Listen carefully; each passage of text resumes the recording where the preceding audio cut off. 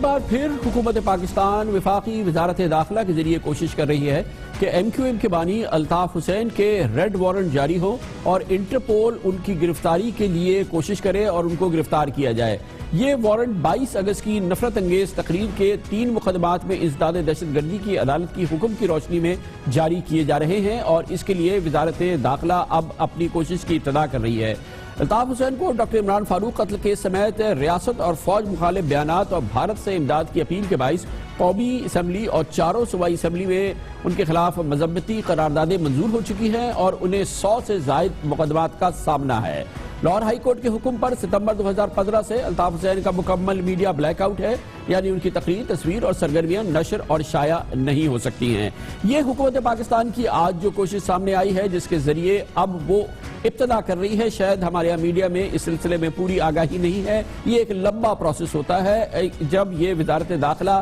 اس چیز کو انیشیٹ کرے گی تو یہ معاملہ جائے گا انٹرپول کے پاس، اور پھر انٹرپول فیصلہ کرے گا کہ وہ اس حوالے سے ریڈ کارنر نوٹس جاری کرتا ہے یا نہیں۔ ریڈ کارنر نوٹس جاری ہونے کے بعد عمومی طور پہ دیکھا گیا ہے کہ جس شخص کے خلاف ریڈ کارنر نوٹس جاری ہوتا ہے اس کے لیے ایک ایئرپورٹ سے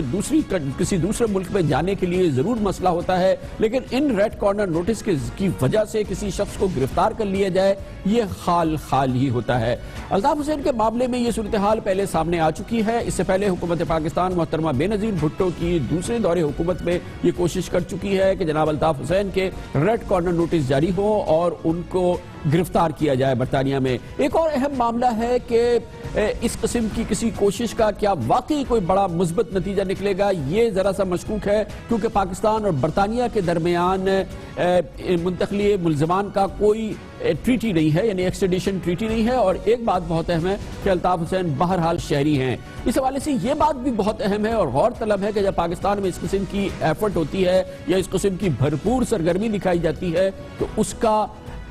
ایک منفی اثر ہوتا ہے، یا زمین پہ یا جس ملک کے حوالے سے یہ ایکٹیویٹی کی جا رہی ہو وہاں پہ اس کا بالکل منفی اثر نظر آتا ہے، یعنی کہ اس کوشش کے برعکس وہ کوشش ہوتی ہے۔ مثال کے طور پہ پچھلے ہم نے کئی مہینوں میں پچھلے 1 سال میں دیکھا کہ بھرپور کوشش ہوئی کہ جناب الطاف حسین کے خلاف برطانیہ میں منی لانڈرنگ کا کیس ثابت ہو جائے، بھرپور اس سلسلے میں کوشش ہوئی اور وہ اثرات اور اس کی جو کیفیت رہی ہے آپ کو اس پروگرام میں بھی نظر آئی، مگر اس کا نتیجہ یہ نکلا کہ جناب الطاف حسین کے خلاف لندن میں منی لانڈرنگ کا کیس ہی ختم ہو گیا۔ اس وقت الطاف حسین کے خلاف لندن میں کوئی مقدمہ نہیں ہے، اور بہرحال یہ کوشش حکومت پاکستان کی ایک ابتدا ہے جو کہ ان کی تقاریر کے حوالے سے ہے جو انہوں نے پاکستان میں کی ہے، اور ظاہر ہے کہ اس کے اثرات ہم دیکھ رہے ہیں۔ ایم کیو ایم کئی دھڑوں میں تقسیم ہو چکی ہے اور اس وقت جو گراؤنڈ کی سچویشن ہے وہ اس کی عکاسی کرتی ہے، لیکن اس معاملے پہ کوئی بڑی انیشیٹو ہوگی، کوئی بڑی پیشکش ہوگی یا کوئی ایک بڑا کوئی بریک تھرو ہو جائے گا، اس کے امکان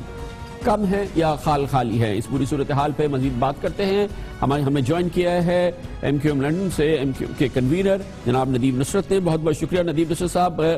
اب ریڈ وارنٹ جاری کرنے کے لیے وزارت داخلہ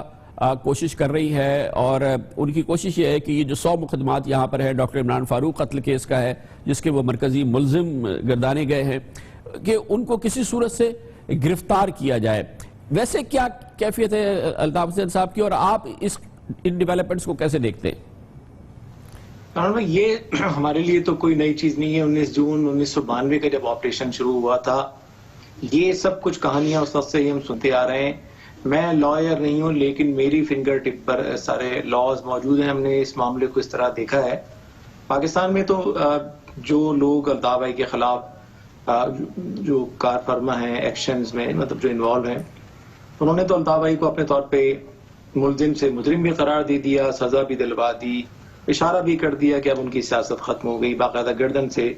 مطلب منی لانڈرنگ کے کیس میں پھانسی دلوانے تک کے انہوں نے دعوے کر ڈالے۔ میں آپ کے میڈیا پہ بہت ہی کھل کے کہہ رہا ہوں کہ یہ پولیٹیکل گمکری ہے، یہ پولیٹیکل حربے ہیں۔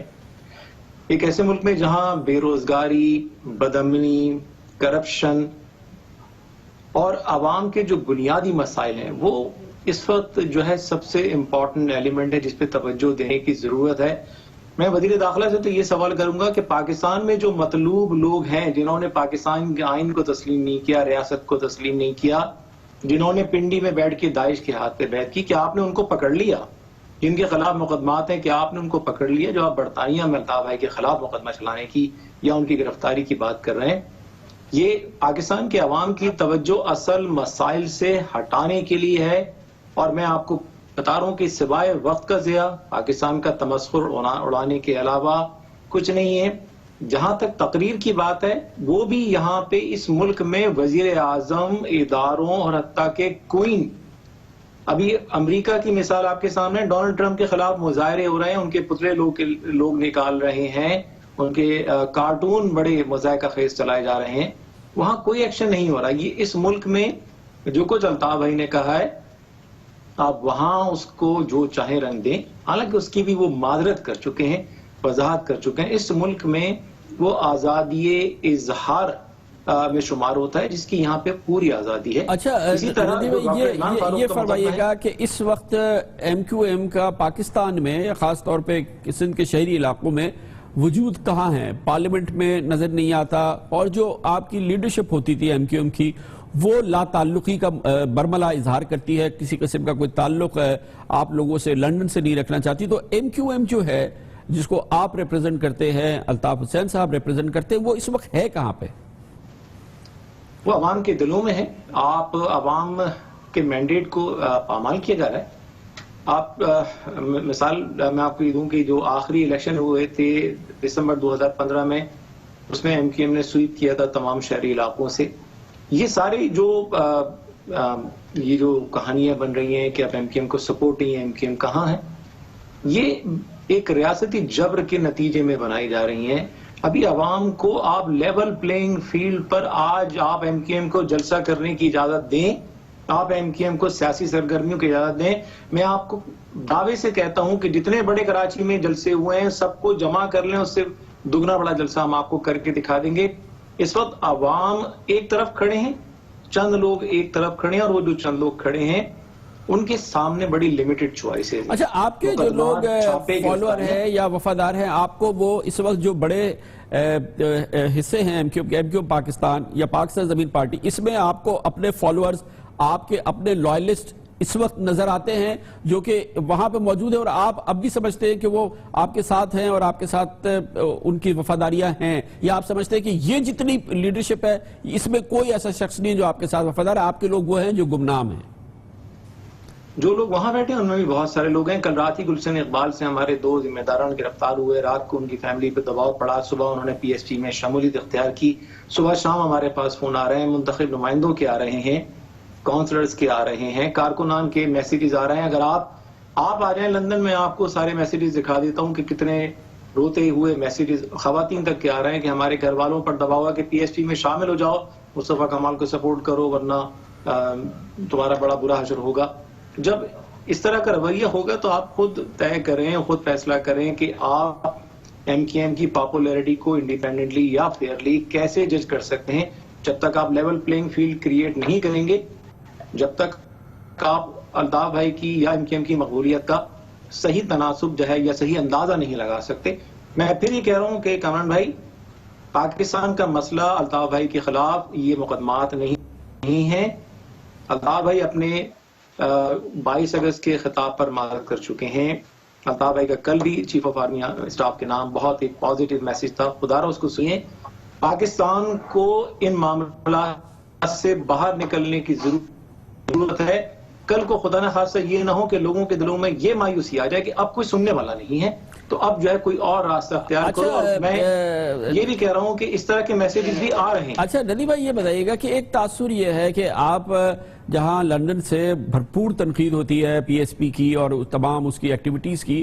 ہلکا ہاتھ ہے آپ کا ایم کیو پاکستان پر، اور ایم کیو پاکستان والے بھی آپ لوگوں کے حوالے سے، الطاف صاحب کے حوالے سے کوئی اس طرح کی بڑی کوئی اوپنلی نیگیٹو چیز نہیں کرتے، تو ایک لگتا ہے کہ آپ اکوموڈیشن ہے آپ کی ایم کیو پاکستان کی؟ اکوموڈیشن کوئی ہماری فارمل نہیں ہے، دیکھیں وہ ان کا ہم سے کوئی تعلق نہیں، یہ تو پہلے میں آپ کو واضح کر دوں۔ دیکھیں، تنقید کا نشانہ تو ہم جب بناتے ہیں، جب کوئی ہمیں تنقید کا نشانہ بنائے گا جہاں، تو اس کا ہم جواب دیتے ہیں۔ ان کی جانب سے کوئی الطاف بھائی کے خلاف اس قسم کی کوئی ایسی زبان استعمال نہیں ہو رہی۔ ہاں، جب انہوں نے الطاف بھائی کے خلاف سندھ اسمبلی میں قرارداد پیش کی تھی، اس وقت ہم نے ان کے خلاف کھل کے پریس کانفرنس کی تھی۔ پی ایس پی کی جہاں تک بات ہے، ظاہر سی بات ہے کہ وہاں وہ سیاسی جماعت نہیں ہے، اس لیے ظاہر سی بات ہے کہ اس کو ہدف تنقید کا نشانہ بنانا، اور ظاہر سی بات ہے کہ وہ ایک آبویس سی بات ہے کہ جہاں لوگوں کو اپنی جانیں بچانے کے لیے ایک آفس بنا دیا گیا کہ آپ کو جان بچانی ہے تو آپ وہاں چلے جائیے. میں نہیں سمجھتا کہ وہ تو سیاسی جماعت بھی ہے. کوئی ہلکات نہیں, صرف یہ ہے کہ ان کا رویہ جس دن الطاف بھائی کے حوالے سے یا پارٹی یا کاز کے حوالے سے وہی ہوگا جو باقی لوگوں کا, تو ظاہر سی بات ہے کہ ان پہ بھی تنقید ہوگی. تو یہ جو ایم کیو ایم پاکستان کی موجودہ لیڈرشپ ہے یا جو اس کا پورا سسٹم یہاں پہ کام کر رہا ہے, اس کے ساتھ اور اس سے پہلے دسیوں بار سینکڑوں بار ہو چکا ہے کہ ایم کیو ایم سے لوگوں کو خارج کیا گیا ہے ڈسپلن کی بنیاد پہ مختلف وجوہات پر, اور پھر وہ واپس آ گئے, اس کا حصہ رہے, آپ خود بھی اس صورتحال سے گزرتے رہے. تو یہ جو اس وقت کی لیڈرشپ ہے اس کے ساتھ اور آپ کا جو ہے اور الطاف صاحب کا ملاپ ہو جانا, یہ بادس خیال بات ہے. دیکھیے, سیاست میں کوئی بھی چیز آؤٹ آف کوئسچن نہیں ہوتی. اب ڈیپینڈ یہ کرتا ہے کہ آپ مخالفت میں کس حد تک گئے, کیونکہ فیصلہ صرف ٹھیک ہے الطاف بھائی تو کر سکتے ہیں, لیکن اگر پارٹی کی لیڈرشپ کو کرنا ہو جس میں الطاف بھائی کا کوئی عمل دخل نہ ہو, الطاف بھائی اگر لیڈرشپ پہ چھوڑ دیں کہ بھئی آپ فیصلہ کریں ایکس یا وائی کے بارے میں, تو پھر یہ ڈیپینڈ نہیں کرے گا کہ اس شخص نے مخالفت میں کم از کم اخلاقی حدود کو کراس نہیں کیا. لیکن یہاں کچھ مخالفت میں اس طرح کی باتیں کی گئی ہیں کہ اس کے بعد کچھ لوگوں کی واپسی کی گنجائش میں نہیں سمجھتا رہ گئی ہے. لیکن یہ ایک کیس ٹو کیس سچویشن ہوگی, اس میں ڈیپینڈ کرے گا کہ کون کس حد تک گیا ہے.